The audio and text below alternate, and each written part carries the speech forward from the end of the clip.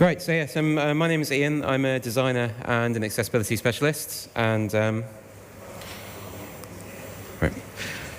what I have for you today, a little bit about accessibility. Now, when I say accessibility, just to be clear, I'm talking about accessibility in the same way as an accessible entrance or an accessible hotel room.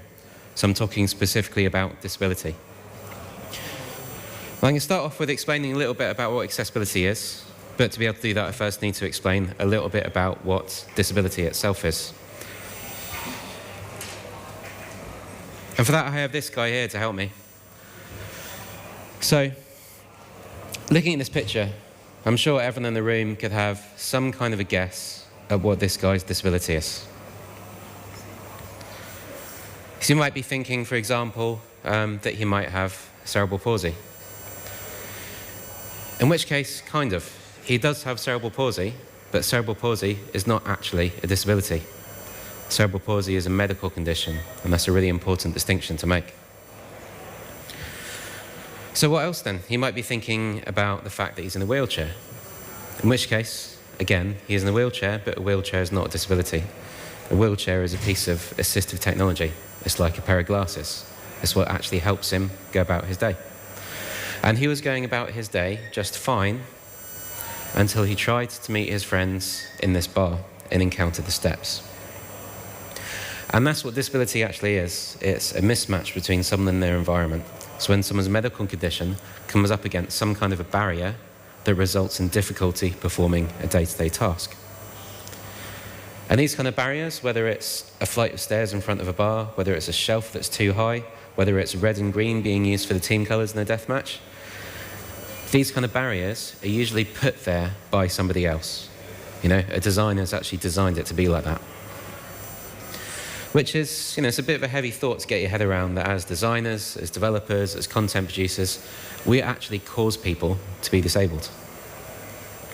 But there is also the flip side of it, which is by being aware of what kind of barriers people can encounter, we can actually avoid or remove them, and actually prevent these disabling situations from occurring. And it's that process, that avoidance, that removal of barriers, that's known as accessibility. And accessibility is important. It's important for all kinds of reasons, but there are two main ones that I'm going to talk to you about today. The first one is the human benefit. Because what games actually represent is access to recreation, to culture, to socializing. Which, you know, these are things that so many of us just take for granted. But actually, if in your day-to-day life, your means of accessing those things is restricted, all of a sudden games, any games at all, can then become a really, really powerful contributor to your quality of life. And the second really, really big reason is slightly more mercenary. It's just simple money. Because people with disabilities are a market, and a big market as well. So the actual figure varies slightly from country to country, but it's generally around 18 to 20%, the government statistics on disability. And of course, that's only covering traditional definitions as well. It doesn't include things like colour blindness, which affects 8% of males. Difficulty reading, which affects 14% of adults. So whichever way you look at it, it's big, big numbers, which equates to big market, which equates to big amounts of money to be made or big amounts of money to be lost. Which kind of touches a bit on next talk about revenue, because the good news is if you think about accessibility early enough in the process, there's a lot that you can do very, very easily and cheaply to prevent you from missing out on those revenue streams. Now, it can seem a bit intimidating at first, the idea about all these kind of different conditions and stuff that people have, but really there's four main groups, which is difficulty seeing, difficulty hearing, difficulty taking in and processing information, and motor, which is your ability to, generally speaking in gaming, means operating a controller. So what I've got for you is just a quick taster, so a few examples of some of the kind of considerations you can make in a game for those groups. There isn't enough time for everything, but I'm going to give you a resource as well at the end that you can have a look at to learn more. So starting with vision. Now, the first thing that kind of comes into people's heads when you think about vision is blindness. And actually, blind gaming is a thing, particularly on mobile. And it's due to technology like this. So this is VoiceOver, which is iOS's built-in screen reader. So every mobile device has software like this built in, where basically you turn it on, and it changes how the gestures work on your phone. Everything you normally do with one finger, you now do with two, so you scroll with two fingers. That frees up one-finger gestures. So using one finger, you run your finger over the surface of your device, and it will speak out the text label of any interface element that's on there. So you can basically use your finger like an eye and see the layout of the screen. It's really, really cool tech. However, I'm not going to talk about it too much because it relies on picking up native interface elements. So if you're developing natively, amazing, amazing stuff you basically get for free. If you're using an engine, it doesn't currently work. But most people who've got difficulty seeing aren't blind. And even actually most people who are blind, most people who are legally blind, actually do still have some degree of residual vision left. There's all kinds of different conditions and different effects it has, but basically how you address all these wide range of different conditions is through looking at size and through looking at contrast. So this example here is a classic example of what not to do. So this is a friend of mine who made this game, and he loves me going around telling everyone about how bad it is. So basically you can see here, the mechanic of this game involves the character at the bottom left swinging in between those cogs. And you can see even on a big screen like this, let alone when it's shrunk down to 3 inches, it's quite difficult to tell what you're supposed to be doing. And that's with 20/20 vision on the big screen, let alone with even a mild amount of impaired vision. And of course this should look familiar to everyone, even if you don't have impaired vision, because of course this is what things look like if you are playing in direct sunlight on a small low quality screen on power saving mode. So you find this a lot, that a consideration that you make to help out with some kind of physical impairment also helps people out with temporary and situational impairments as well. So this was in the early stages of the game, so he realised the problem, and this is what he ended up with. So you can see fairly straightforward changes, but huge, huge difference. So everything is much clearer, much larger, and in particular, it's really, really obvious what you're supposed to be interacting with and what you aren't. And he then took it a step further again. So what he's got here is a configurable level of contrast. And basically all he did was stuck a rectangle in between the foreground and the background and allowed you to tint that from transparent all the way to white, all the way to black. Completely configurable contrast. And that took him about 15 minutes to implement, most of which was spent trying to get that slider to work. So that kind of thing, I mean, this is really, you know, the high end of visual accessibility. Even if you're just aiming for this, if you're just aiming for everything being decent size, decent contrast, then many, many more people will be able to have an enjoyable time with your game.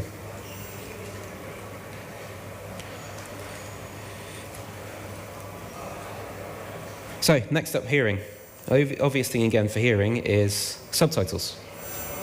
Subtitles are really, really important in games. Obviously for people who've got physical difficulty hearing, but also, again, temporary situational reasons. People who are playing on public transport without headphones. People who are playing on a device that's got tinny speakers. People who are only able to play when their baby's gone to sleep, so they have to play on mute to avoid waking up. So many reasons why people play with subtitles turned on. So it's no surprise, really, to see data like this. Now, I have to give a disclaimer, this is in no way scientific research. This was a straw poll done on a website of about 500 people. But even so, it tells a story. So because subtitles are used by so many people, and they can make such a big difference to people's experience, it's worth doing a good job on them. But nobody does. Subtitles in the games industry are terrible, and I do mean in your games. And this isn't just coming from me. So this is from one single thread on NeoGAF. If you want to see the entire thread, then the link's up there at the top.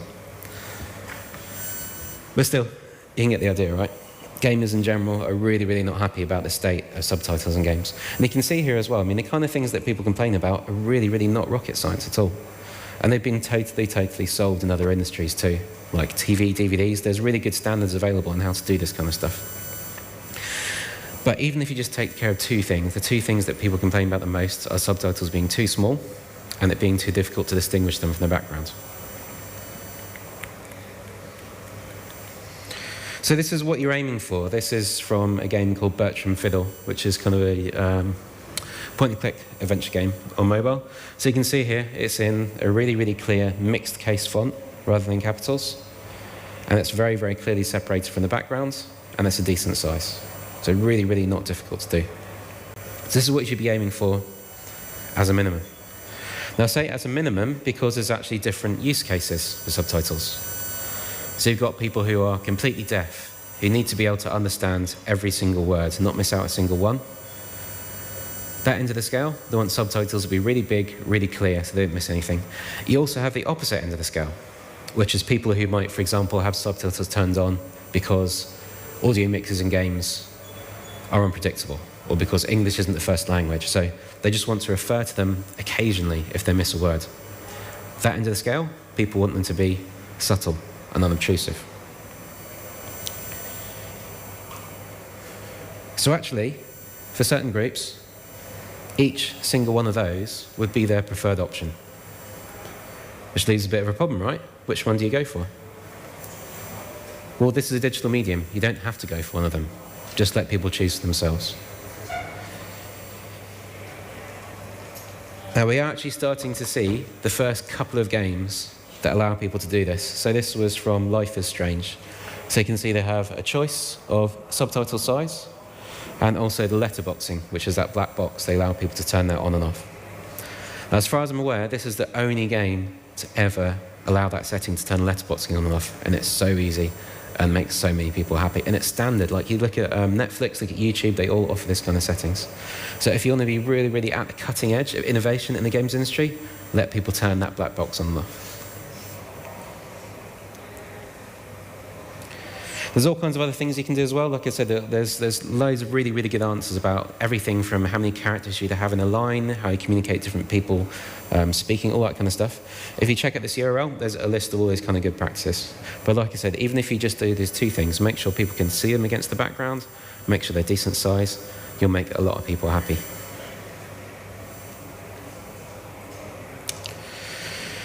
So the last area I've got for you is motor, so ability to operate a controller. So obviously this covers, again, physical impairment, but also, for example, if you're playing in a subway, playing one-handed, playing on a bus, bumping around. Now, it's really easy, if you're developing for mobile, to fall into the trap of thinking that, if someone has a mobile device, they must be able to do all the mobile-y kind of things, but actually isn't true.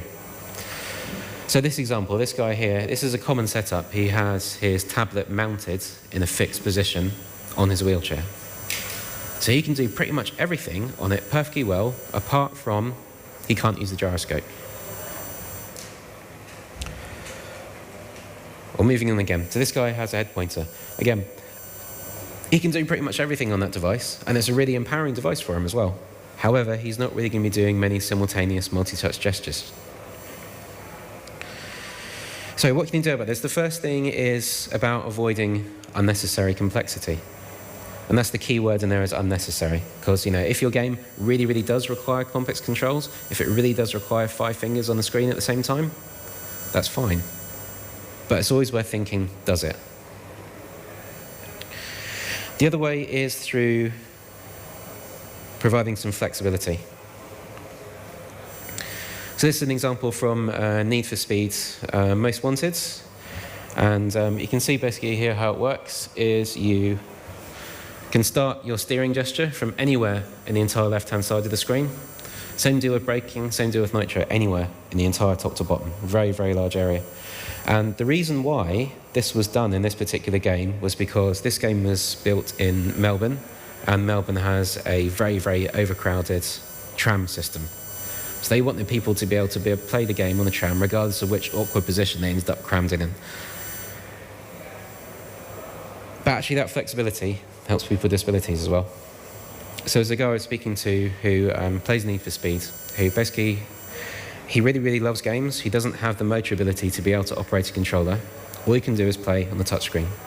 However, he has to lie down and prop the tablet up on his stomach and hold it by the top edge. That's the only way he can play any game at all. And because of that flexibility that was built into Need for Speed, you can control it just along the top edge of the screen.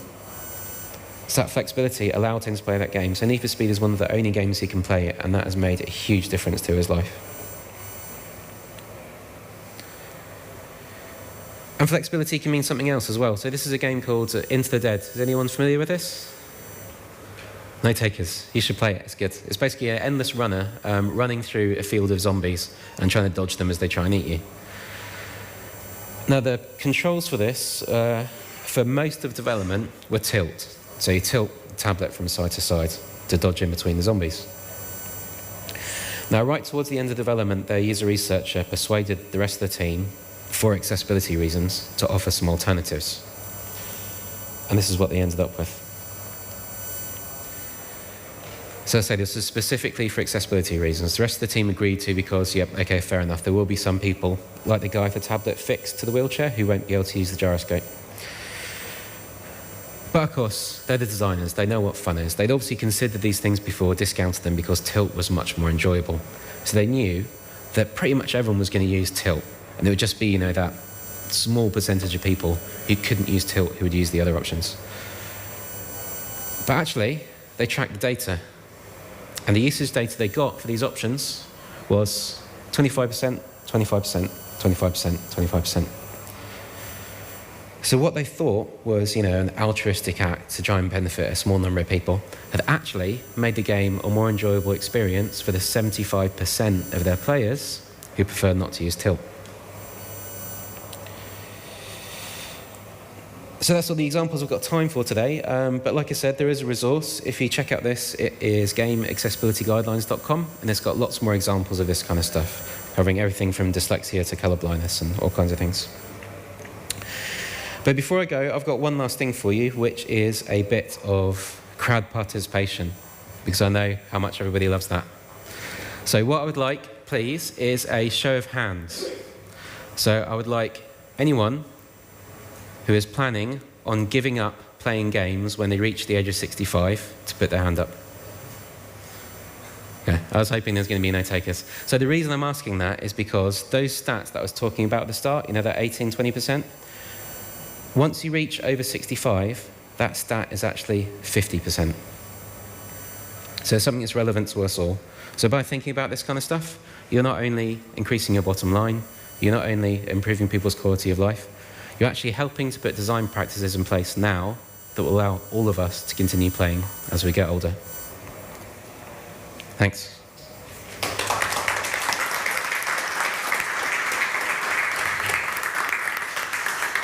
Do we have any questions? We've probably got time for one, if there are any. One question. Oh, there's one at the back. Right next to you. Hey, thanks for the talk. Just one question regarding how does a disabled or people who cannot play normal games find a game that has these features? So I'm guessing right now people are not playing because they know it's not fun for them.